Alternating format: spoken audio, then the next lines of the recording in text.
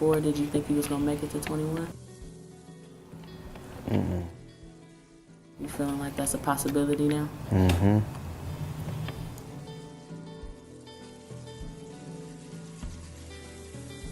In the school and in the community, you solve your conflicts through violence, and that's the way the world evolved. I knew, a lot of times that if we just had a place to talk and work it out, and we could save the student, we could save the teacher, we can save the disrespect, that it could be resolved peacefully. To have that not exist was really kind of like really hurt. As a judge, I take an oath to follow the law. And so imposing a sentence in a criminal matter is something that I would do. We were getting a lot of kids in the court. They would have disciplinary problems at the school, and the schools would call the police.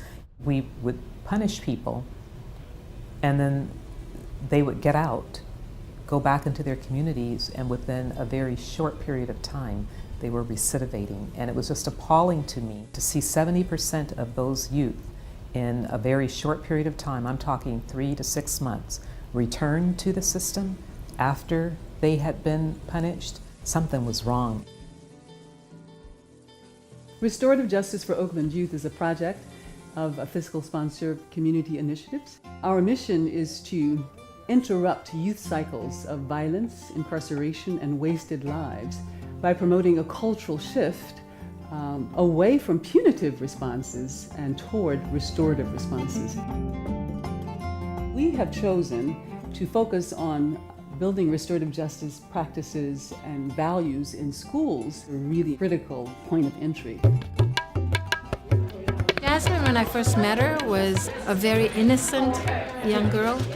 She pretty much followed all the rules. I just acted like the other students, or even worse.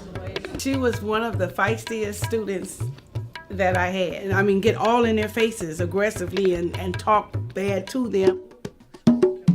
All conflicts were dealt with firm hand by the administration. Incident happens, you get suspension, you come back to school, the conflict reoccurred again, and more suspension happened. We don't get to the bottom of the fights, we just suspend them. It's a misconception that if I punish this kid hard enough, they won't do what I punished them for doing. The only interaction that these kids are having one-on-one with teachers is when they're getting in trouble. And that's what the outside world too. They don't have cops pulling up to them, asking them, are they having a good day today? They walk over dead bodies on their way to and from school every single day. And nobody stops and asks them, are they okay? Studies show that when youth are expelled or suspended from school, their chances of engaging in violence and of being incarcerated skyrocket. The idea is to create alternatives to zero tolerance. They simply have a chance to communicate. So I think what I've done and why have I done it. Like stealing, talking about inappropriate stuff, not being respectful. Where did you learn that behavior? Learn my lesson. I found with doing restorative justice work, we interrupt that cycle. At first it's wowing to them. It's like unbelievable that this man is asking me about my personal life in a way that seems like he actually cares.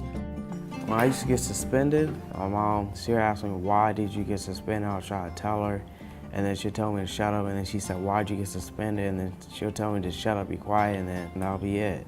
So that's why I never did talk to him, that's why I lied. So then you need that? Mm-hmm. So there you go, you right. Thank you. Last year for my birthday, I was living on the streets. He wanted this one to be good, so we set up a deal. If I stay in school, he would give me the best birthday party I ever had. No one ever said that. That you do good, I'll do something good for you.